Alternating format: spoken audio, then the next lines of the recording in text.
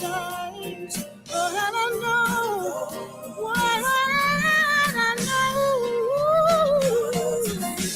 I said it feels so bad. Yes, I really got. I see the light in his eyes, but I don't know.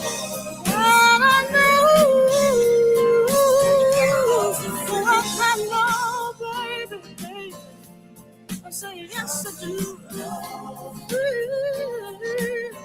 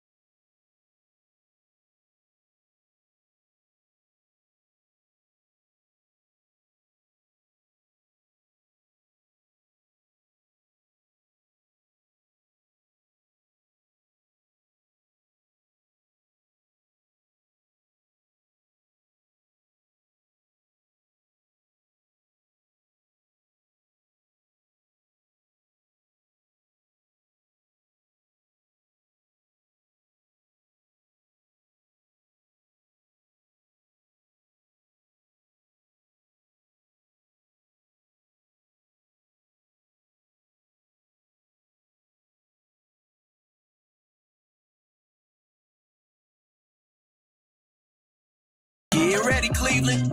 It's your turn to speak up. Call in and tell us what's on your mind. Join the Strategic Moves with Kenn Dowell radio show on 95.9 FM WOVU or stream live at WOVU.org. Let's make your voice count. Let's go.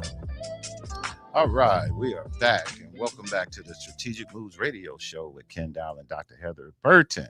We are live here at WOVU 95.9 FM, right here on Kinsman Avenue in Cleveland. It's a beautiful day in Cleveland today. It's a day that'll fool you. You go out there and it looks really, really nice, but when you get really close and feel it, it's cold out there. It's pretty cold out there today and really chilly. So make sure you dress warm and got your stuff on together for out there so you don't get caught up in this flu weather is what we call it. Everybody be getting food thinking, oh, it's so nice. I don't have to wear no coat. And next thing you know, you're in the house sick and getting everybody else sick around you. So let's be careful with that today. Today, we're going to talk about a whole host of topics. We're going to get some things going. I guess my co-host, both of them, are either they super late today or they just not coming. I haven't gotten word that they just not coming, but so maybe I'm thinking they're going to be just super late coming in here today. But we're going to just keep things going. So Unicorn, let's get things going with the show and let's talk about what is going on in your world. Hey, how you doing? How you living? How you feeling, Ken? I'm doing all right, man. I wish things were running a little smoother today. I got a little discombobulated, but other than that, we're good to go. What about you? Nothing much, but a whole lot. If you follow me on Instagram, or in fact, if you don't follow me, open your app right now. Start following me, DJ Black Unicorn. Everything's spelled regular. There's no underscores, no periods, none of that. DJ Black Unicorn. In my bio, you can sign up for the People's Office. And if you are unfamiliar with what exactly the People Office is, why we've been meeting every second Tuesday of each month, and what we've been working on, which is the Hello Neighbor campaign, and you're like, why should I sign up?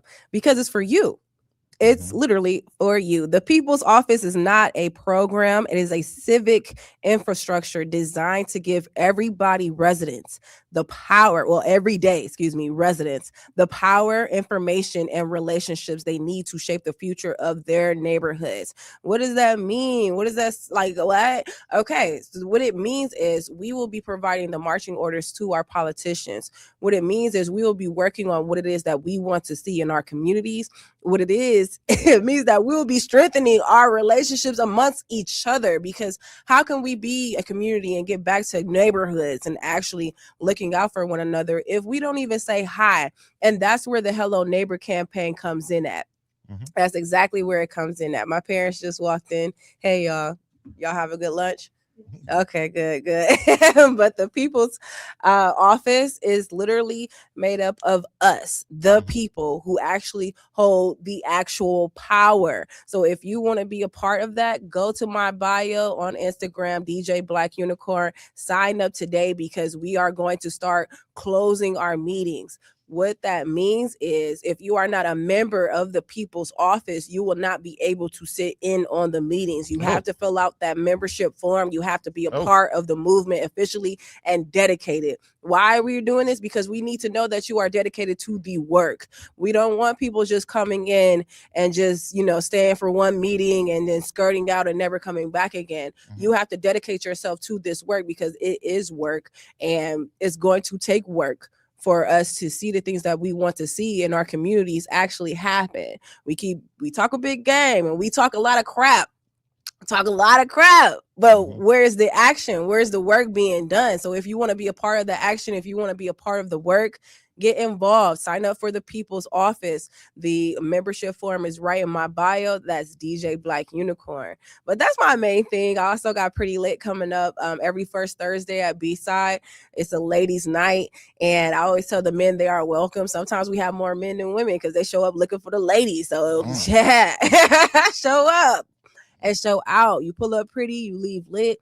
And lit doesn't mean drunk. Let me be very clear about that. Lit in spirit. We are lifting spirit through dance, through music, through engaging with each other and uplifting each other. The goal is not just to get plastered and super drunk. You can barely leave the bar. That's not the goal. The goal is to get lit in spirit. Okay.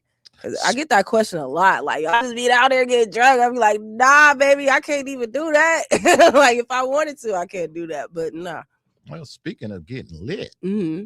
Ohio Ooh. is about to roll back some of their weed and hemp laws. They did. Not even roll back. I mean, they might do even more like stricter. I think stricter things. made it so that you have to, definitely the big one is that you have to be careful because you have to have all your paraphernalia in your trunk of your car or somewhere close off. It can't be riding with you in that capacity. And also they made it that the amount of marijuana you can grow at home, you only can grow so many plants. I think they done cut that down as well. So many plants, and they added more taxes, because the whole point of what they're doing is they're trying to roll it back, because they never wanted to pass or legalize marijuana in Ohio in the first place. Yeah, they didn't want to, but the people wanted it because the power's with the people. Yeah, I'm just saying. Yeah, so they asked for it, and when they didn't get it, now they're making it very hard right now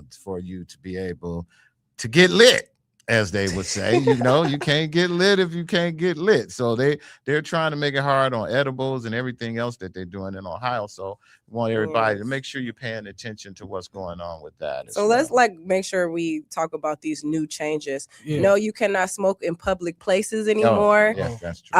If you are a passenger in the vehicle, you still cannot smoke. Right. Everybody getting a ticket. So again, if you are a passenger, you still cannot smoke in the vehicle. If you are in a moving vehicle, you cannot smoke. Dispensaries are capped at about 400 per statewide. And some minor violations like small fines and things of that nature will be induced and put out here if you are violating in any type of way, shape, or form. THC drinks and hemp products are restricted as well.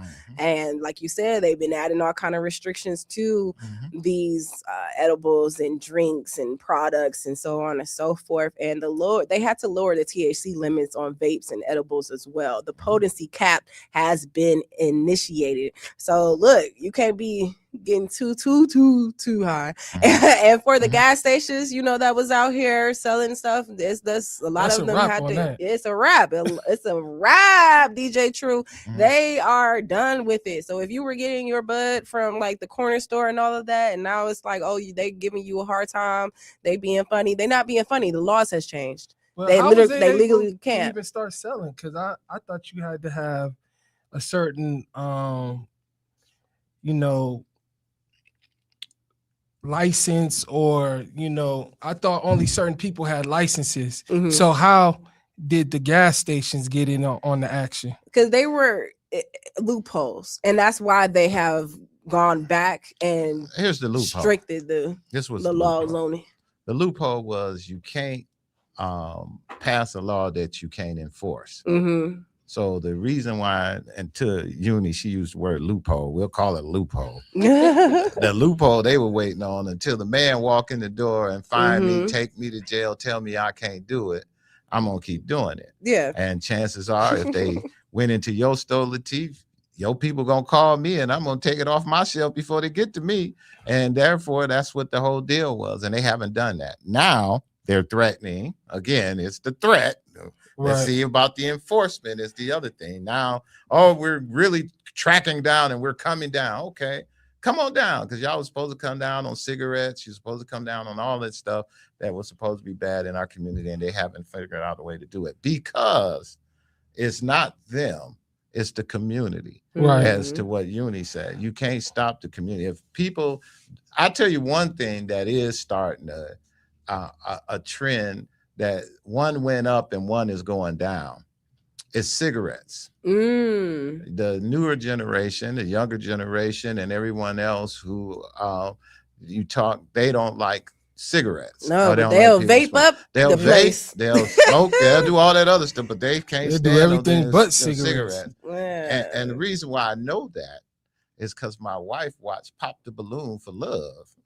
And when she watched that show, the number one thing that most men come out there and they say they can't stand or they don't want from their women, and they be careful and they be very specific with it, they say cigarette smoke. And they was like, what about these? No, it's cigarette smoke. So I say that to say that there was a time, your mom and your dad over there, where cigarette smokes was a thing where people were really pushing cigarettes. Remember, that's when Ronald Reagan was even pushing cigarettes. He was on the cigarette box and everything. Yeah.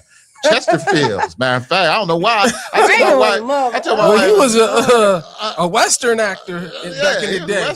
I got this useless information I be holding on to for some reason, but for some reason I don't remember. I did see some episode or some series on it, but Ronald Reagan used to be an actor, and when he was an actor, he also did commercials, and one of the things he was selling was cigarettes. And back then, everybody wanted to smoke cigarettes and that kind of thing. It's similar to the same way marijuana is going on right now. And everybody's now pushing back off of the cigarettes and everything else. Not to mention, cigarettes is what, $100 a pack right now? Yeah, they keep adding more and more taxes on it, but it's unbelievable how people still buy them. Yeah, it's like 15 a pack.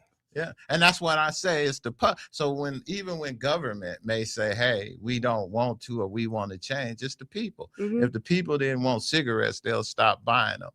And I say all of that to go the long way around. At some point or another, I believe cigarettes are going to hit that bottom where people are going to be like, the market ain't going to be there as great as it is for everything else, and they'll stop. That's why, and it could be why you look at some of these lobbies, why they're really pushing hard against the marijuana. But cigarettes, because that's like the replacement.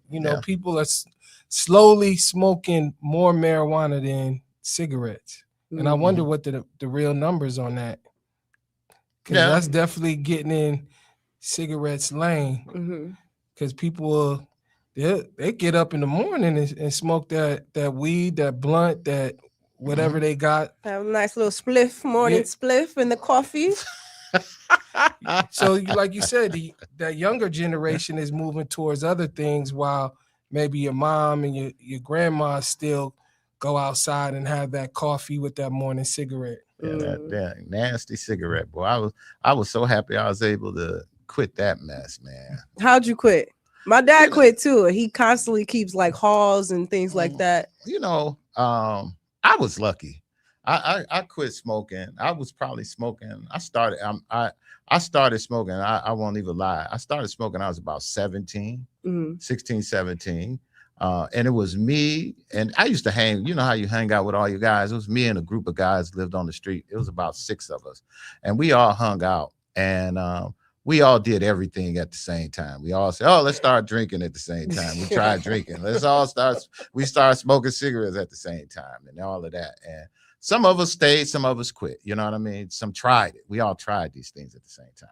And anyway, so I smoked from maybe 16 till I was around 27, 28. So I did a bit of time on them. And I got sick one day and went to the hospital. And when I was in the hospital, the nurse kept coming in my room every 5 minutes like, "Mr. Dowell, do you need a patch?" I'm like, "No, I don't need no patch." She said, "Well, you wrote on your chart that you're a smoker, and I know how it is. You might want to go outside. You can't go outside. You can't do this. So I'll give you a patch." I was like, "No, I don't need no doggone patch, So she kept coming back like every 15, 20, 30 minutes, man, was getting on my nerve. And I said to her, finally said, "Listen, lady," I said, "I don't need no patch. I've been smoking and I'm going to quit. As a matter of fact, I said, all of this stuff you talking to me, I'm quitting. When I go home, I'm quitting." And you know what she told me? She said, "Everybody says that." And I said, "Okay, I'll teach you." And when I came home, I had a fresh pack of Newport sitting on my desk because I went to the store to get some cigarettes that morning. And no lie, man, I went to the got up, like you say, cigarette smokers are, they got their routine and they down. They loyal. I woke up and first thing I did was went to the store to get some cigarettes on my way home.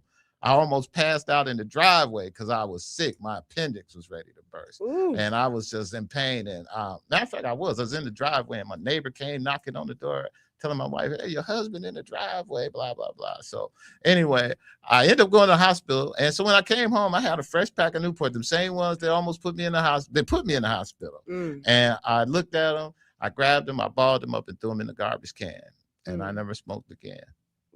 It was just that simple for me. I was just leave it up to Kenn Dowell to have the strongest will listen, in America to stop cigarette smoke. I wish I had that same will on a whole lot of other things in life, but for them cigarettes, it was just that easy. you know. And to make matters worse, I had quit, and I remember I went over a friend's house, and I snuck one of their cigarettes because everybody knew I had stopped smoking. And you know, when you say you stop, you're supposed to stop. Everybody waiting on you to break it and stuff. So I went over there, and it was one of those triggers. They say everything gives you triggers. And I went to one of the houses with a friend of mine that's all we did was smoke, drink, talk, had a good time. That was part of the deal, you know.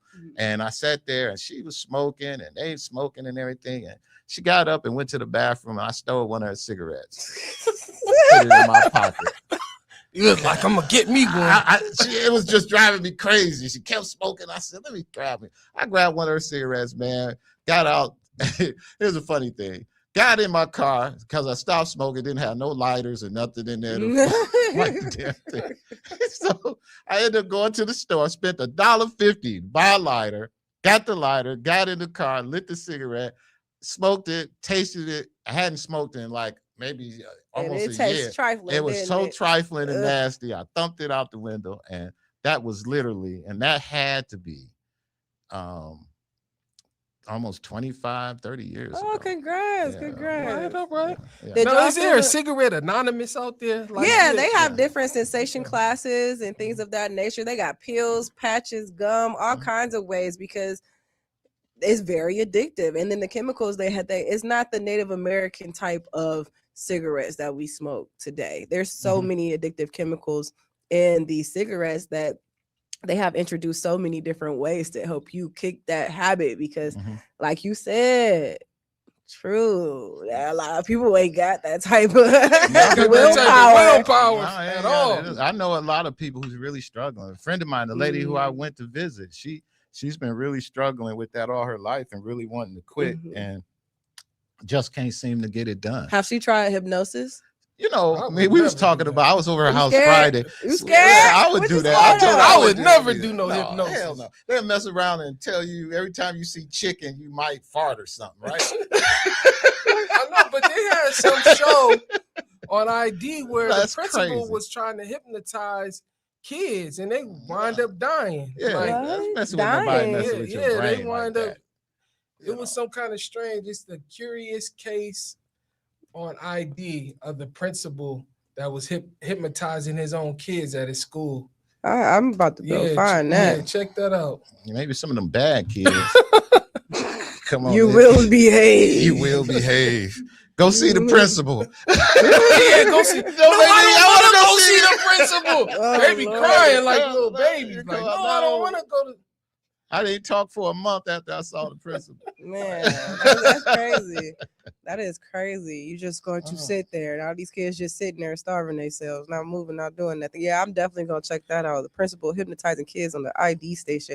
Did y'all catch the meteor? Did y'all feel it when it hit? Yeah. I heard it sound like a tree had just fell in my backyard when I heard it.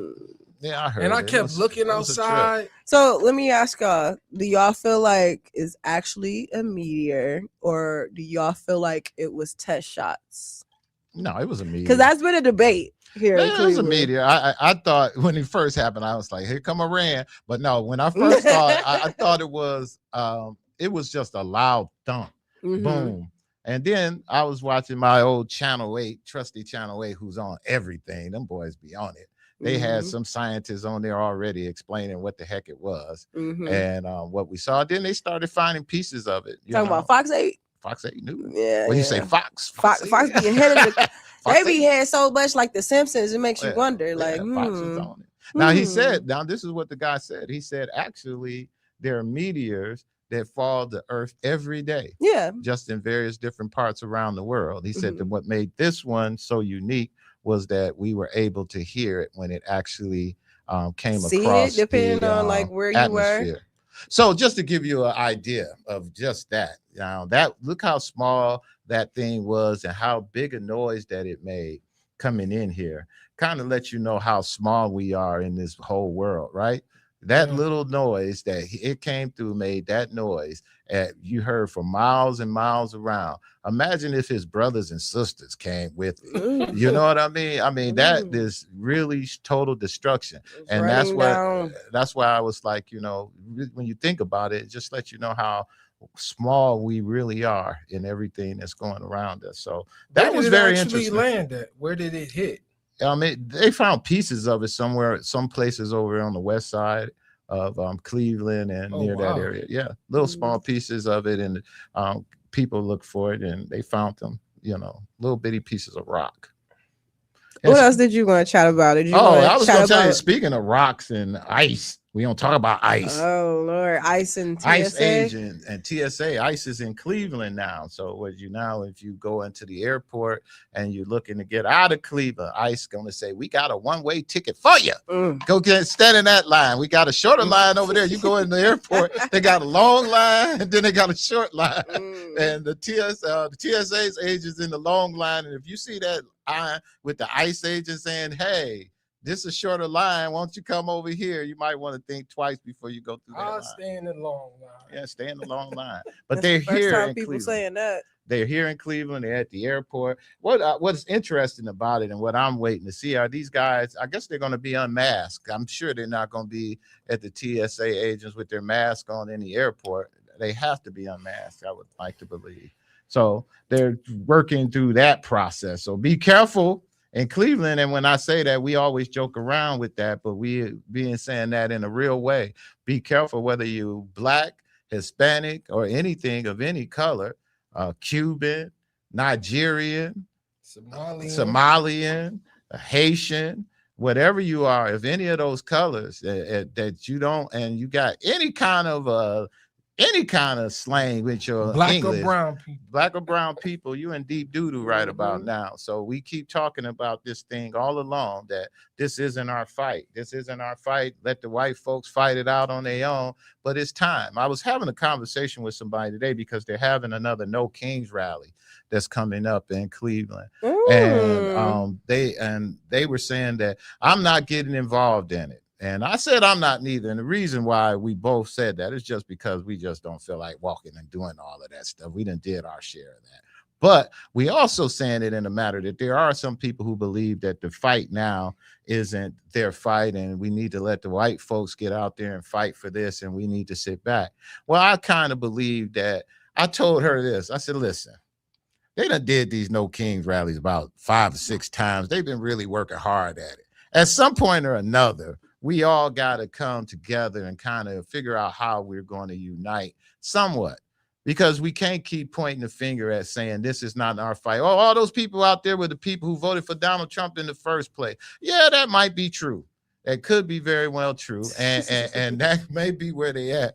But maybe they saw the ways of what they done did at this point, and now we have to kind of pull it together, because if we don't, we're going to die all as individuals, because that's what's happening. Yeah, that's exactly what's happening. I agree. For people to say it's not their fight, it's just, it sounds so foolish to me, because you are ultimately still going to be affected. So it's your fight. It's all of our fight. It's definitely all of our fight. So it just sounds ridiculous to me when I hear people say those things, especially Black people. It's like, I get it. Yes, we did march. Yes, we have been out here protesting many things for many years. And it's always going to be something to protest. It's always going to be something to fight against. It's always going to be something for us to improve upon. But if we don't do the work to do so, we're still going to be crying in our individualistic ways and settings. Exactly. And Donald Trump and everyone also told you, to the victor comes the spoils. So at the end of this thing, if you're not out there fighting and this thing does come down, do we want to be on the side of saying, well, you didn't help us fight, or you guys didn't put in enough effort to help us get there, so now everybody wants to tool in? And this is what I mean also, people, when I say that it's time for us to start fighting and we can do our piece. When I look at what our communities are doing, we look at our we don't have to necessarily say we got to get out there and protest and walk hand in hand if that's not what you want to do. But what we're doing as a community on our own. Are the churches getting involved? Are the churches having meetings where they're bringing people in? And I have a friend of mine who always say I'm picking on the churches, and I'm not picking on the churches as to say because of that, only because of the fact that you have large groups of people that gather every week with you who come to talk to you about leadership and spirituality and everything else. So to me, there's a need for you to do that and be on the forefront. Plus, the Black church carries a history of being the ones in the past to do that. So maybe you should be doing something. Maybe the community development corporations can be doing more. And when I say, you say, oh, we're already doing, no, I'm talking about basic organizing in the sense, in the same way that you are a unicorn with the program that you're doing, where you're trying to bring the community together to say, hey, we got to be good neighbors to each other, know who we are, and be able to work together. It takes more than one organization in our community to do that. We can't blame it on the elected officials because they fighting another battle, but it don't take much for us to do that. And that's the part when I say I don't see our community doing enough. Don't go to the rallies. But where are we going to have our meeting? And then they say, well, we're waiting on somebody. You ain't got to wait on nobody to call a meeting. Unicorn, if you was waiting on them to call a meeting for you to do what you're going to do, you still be waiting. So, yeah, I would be. And that's why it was so important for me and LJ to make this a thing and make this actually come to fruition.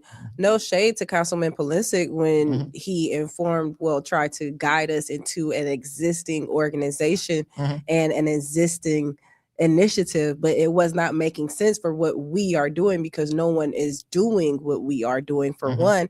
And there's so many different initiatives out here. Yes, we could conjoin forces, but I'd rather help with what your initiative is, and I want you to help with ours. We should be working collaboratively together to accomplish whatever our individual missions are.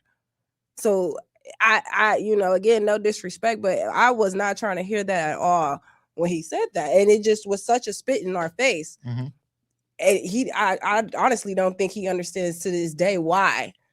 No. Because they have tunnel vision. And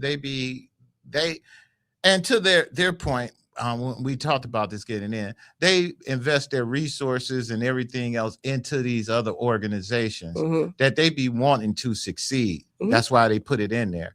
And so when they see organizations like yours and others that's coming about, naturally, that's their first thing. Oh, you should go help them. Well, no, I'm going to do my thing. And we at some point, we all can collaborate and come together. But now I need to do my thing. And I think that's what's important about our community, because our community is divided in so many various different groups of people. We all are different. And so that message got to come from various different people who represent those various different groups of folks, and I think that's why the churches, that's why I believe the community organizations, the business portion of the community, I think there's a huge part that the business community can play in helping to build back our communities. And not just in the fact of when we say, oh, you have a store or this and that you should be in here selling things and doing things a certain way. No, I think there should be a different way that businesses can interact with the community to get better results of what they're getting out of their business, and to be able to contribute to the community in a meaningful way that makes it feel like we're getting something back from that. Absolutely. Like an example of that would be the Solution Community Leadership Panel, who pretty much got together. We got Walter Patton of Ghetto Therapy. We have Mr. Sterling from Positive Energy. We got Kareem from the Safety Unit and Chairman Fahim from New Era Cleveland. These are 4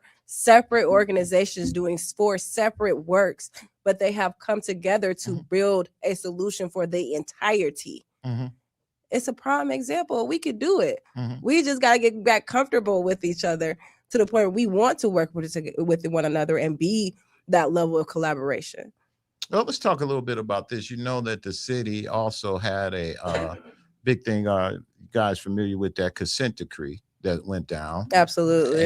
And the city had tried to basically say, hey, we want to end this consent decree. We're tired of paying this $1 million every year to do this. They said we have met our requirements, which they had not.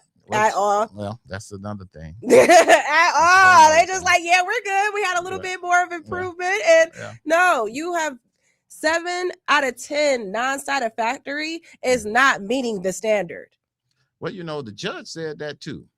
So I'm so happy he did. So at the end of the day, the judge didn't feel as if they were making it there. They made some tweaks to it, gave them a little leeway, but we're going to, from all intents and purposes, we're keeping the consent decree intact, as well as we're going to also have the what is it, the police oversight committee. So we got two things going here, and that was always my deal. Was like, do we need two meaningful ways of getting this done?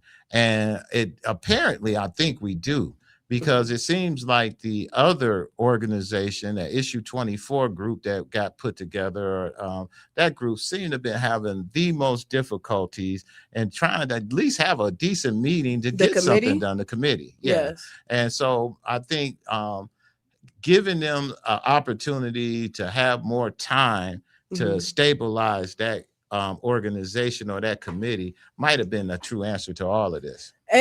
I completely agree. And then on top of that, when you have so many outdated processes, programs, software, hardware, and I'm speaking of the city of Cleveland with all of their outdated equipments and processes and processes. Oh, yeah. It's hard when you are trying to do something new that is fresh and you are developing all of these new processes.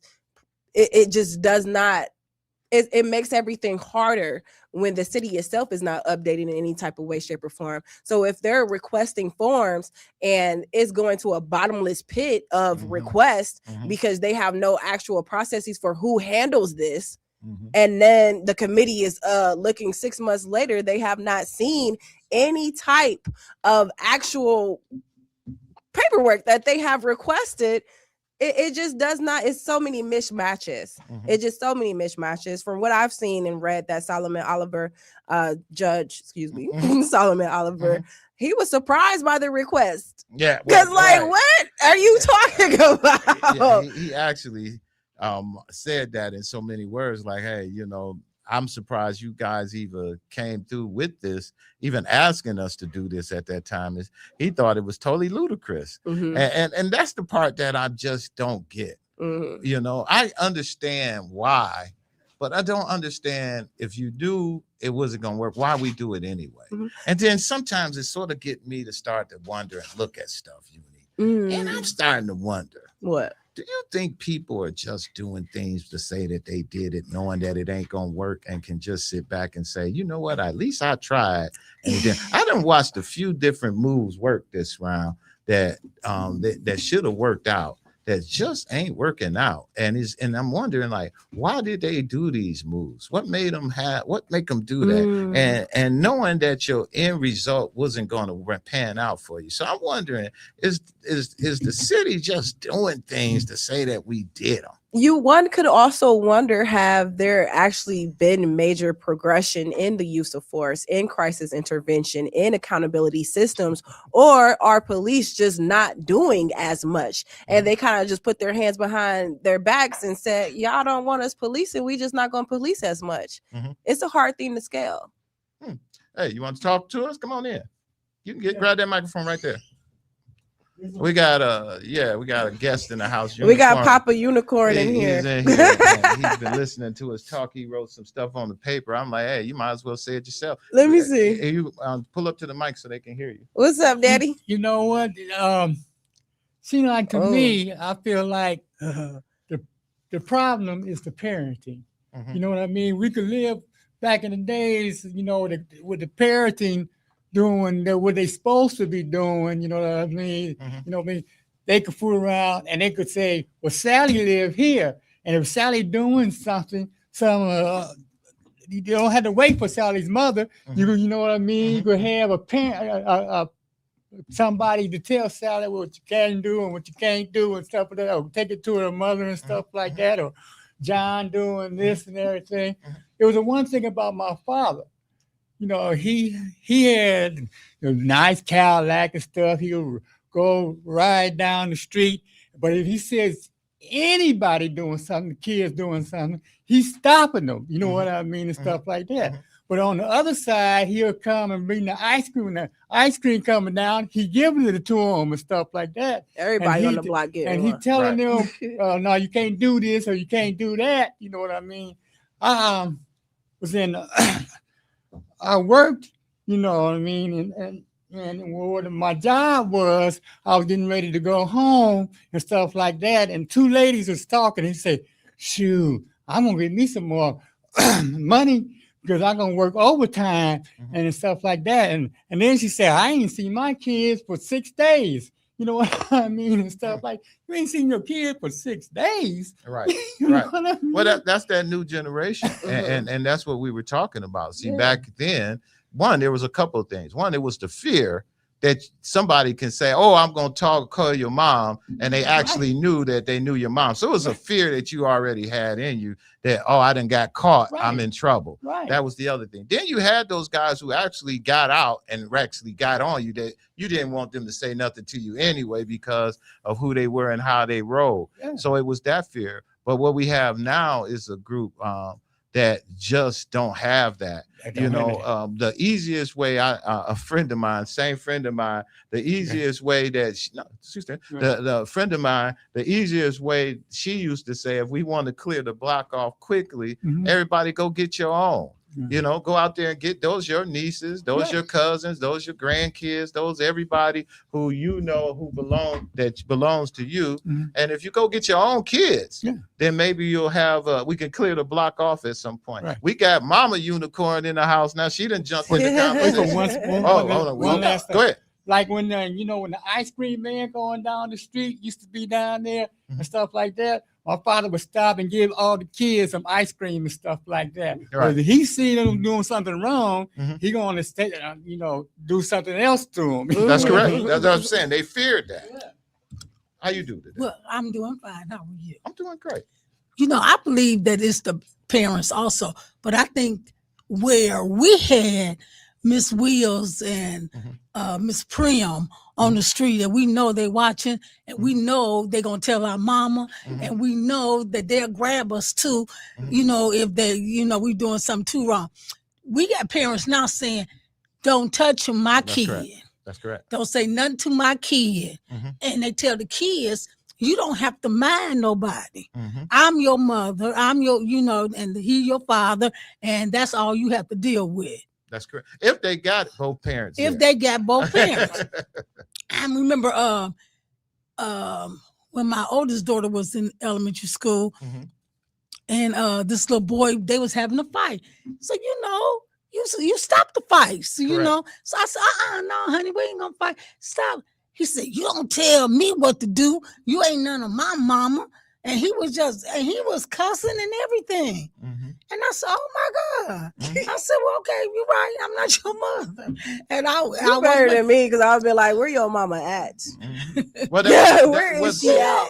That same attitude that you're talking about is what makes it more difficult for teachers and everyone else to do their job. Exactly. The kids come there with all of that, and then you call their parents, and their parents is worse than they figure that out, or figuring that you supposed to teach them under the conditions that they know their kid is under. You know your kid has a problem at home listening to you. So if I call you, you know he's acting up here in school. So, but you believe it's my job to straighten that out. Right. And it's not the teacher's job. It's not the school's job to straighten that out. Because when we straighten it out, or they do, it's called putting them in the system. Now you got them in the system. Now mom in court crying, you done put my boy in the system. Well, we tried to get you to do something and you just can't, you just won't do nothing about it. These parents are just, they're just on, they believe in, they just chastise their kid. I remember when Stephanie got into it with a young lady. Oh, here we go. That's the one we was waiting on. Oh, okay. Then here we go. Mama's Unicorn. Oh, that's what I said, Stephanie. Her name is Unicorn here, y'all. Stephanie. I didn't even know her name. But I didn't even. Thank you, Mama. But she had got into it with a young lady in school, and the young lady mother called me. I don't have a problem with that. We can talk and we can get it straight, and I'm gonna get Uni, and I think she should get her child. But she came at me like, yeah, and if you don't, one of those things, I'm from Glenville. And you know, we don't take no man. I said, oh honey, I said, I'm from Huff. And we don't take no mess. But she wasn't even coming like a regular, like a mother that was like really concerned about her kid. She was coming like she was trying to check me. Right. Right. And no, that's what she was trying to do. And if you calling me about my child, I'm going to check my child. I'm going to, because I want my child to be a respectable, reliable person in society. But these mothers don't care. Okay, and she said, "I'm from Glenville." Like she you gonna be like, "Ooh, I'm gonna be scared of Glenville." I'm from Hollywood. I'm scared of you. She said, "I saw the riots. Ain't nobody scared of you." I was in a riot. and I can honestly say I grew up in Glenville, and we didn't mess with them brothers on Huff. We used to. It was Huff and Glenville. It was some stuff between Huff and Glenville. So she said the wrong area. I said, "Girl, from Huff." No, that didn't mean anything. No. So let me ask you guys, where do you think that because we got a few minutes left here, what do you think, where did it change for you guys? We'll start with you, Mom, and then we'll end with you, Pop. How did it end? When do you see it change? When did you see the community and all of this went from where it used to be to like, wow, this is where we are now? I think it changed for me, like in my neighborhood, in my time, I'm around 67, and I knew that Miss Wheels and Miss Prim was there. And I knew that my mother was going to listen to them. She's going to talk to me, but she's going to listen to them, and then she's going to talk to me, and then she's going to whip my butt. Okay, I think the next generation, 70s, 80s? 70s and 80s. They changed it. You can't hit their children. You can't fuss at their children. Was Aunt Jean like that? No, because she still had my mother there. So she still had my mother like over her, and she's gonna listen. She was gonna. Do you remember her friends being like that? Aunt Some Jean of her friends was. And I asked that because you and Aunt Jean was how many years apart? 19 years apart. So that would be considered the following generation, which is why I asked. Go ahead. So yeah. You got a sister you 19 years older than you? My sister was 19 years older than me, had a child before I was born. My brother was 17 years older than me. And he had a child like 3 years later. Wow. When did it change for you? When did you see the community and everything start to change for you? Start to change better? No, just change worse. It could have got worse. When did you start seeing the change in the worse in the community? Okay. When I was young, you know what I mean? Like when the boys like to play basketball or baseball and doing on the streets and stuff like that. And then seemed like the parents didn't care. The parents didn't care back then. Well, you could do this, you could do that, and doing this. I was a paper boy, and I had going down the street and everything. And I knew everybody and knew and stuff like that. But then back then the guys wanted to play just say basketball or baseball. They played it on the street. That's correct. Come cars coming and stuff like that and everything and stuff like that. And no parents out there, seemed like to me, was checking them. You know what I mean, and stuff like that and everything. But my father would come down the street. Everybody knew my father because he would come down the street. And, when the ice cream man come, he give all the kids the ice cream man and stuff like that. But also, when he see them kids doing something wrong and they not none of his kids, he going to stop that. You know what I mean? And stuff like that and everything.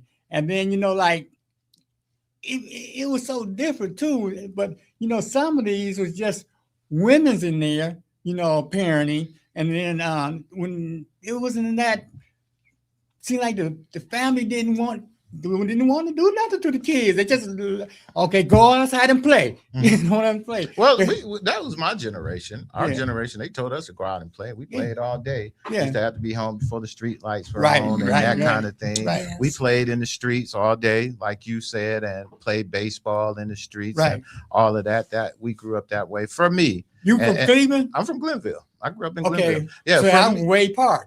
Yeah, so we're in the same area. Yeah, right. For me, and when I say when it changed for me around about the mid 80s, early 90s.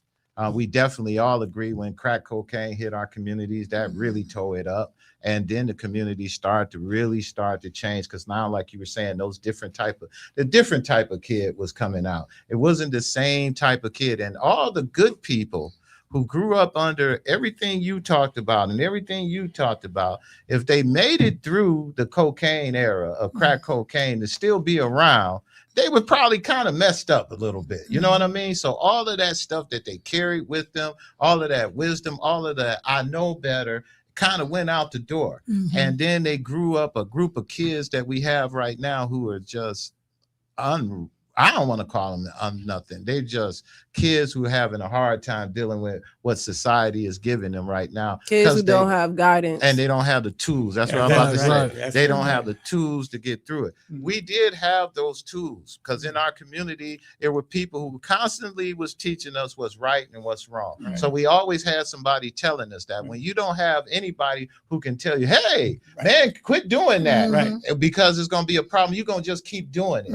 And then when somebody do tell you, you're going to be disrespectful about them telling you. So we lost all of that. We lost all the ability to fix stuff, because in schools they took away all of the craft and tools and things that you can learn to be able to have something to be able to go out here and do. So now we have, like we say, a group of kids that are just totally unright. Unicorn is wrapping me up, y'all. I gotta get ready to get up out of here. We gotta get up out. I want to thank you guys for coming on our program. We had two guests. Unicorn's parents came in today. They was listening to the program, and as usual, our program be so interesting. Everybody want to say something, so they got in. We had some comments that came through. I want to tell everybody thanks for the comments that you put in, and next week we'll make sure we get them up. Until next week, we talk to you soon. Peace. Girl, let's make this a moment. Oh.